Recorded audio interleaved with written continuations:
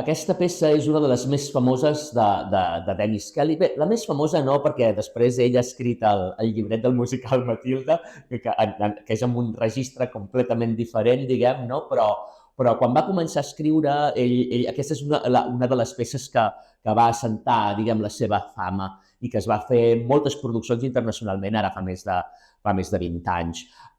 I és una peça típica de la dramatúrgia anglesa d'aquestes darreres dècades, no? És una dramatúrgia molt pensada del teatre de text, no? Del teatre que està fet perquè els actors diguin, no? I en aquest sentit la peça és mestra i té el monòleg final de Louise, per exemple, en el món anglosaxó és una peça que normalment les actrius es preparen per tots els càstings perquè és un monòleg modèlic, no? amb el que acaba la peça.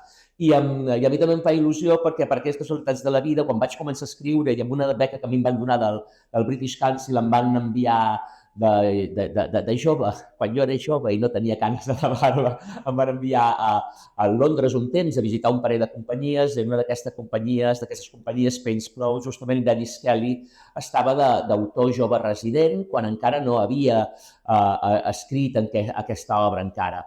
I res, el vaig conèixer i vaig compartir un parell de cafès amb ells i sempre l'havia seguit, no? Llavors hi ha alguna cosa que em fa molta il·lusió poder muntar la seva peça.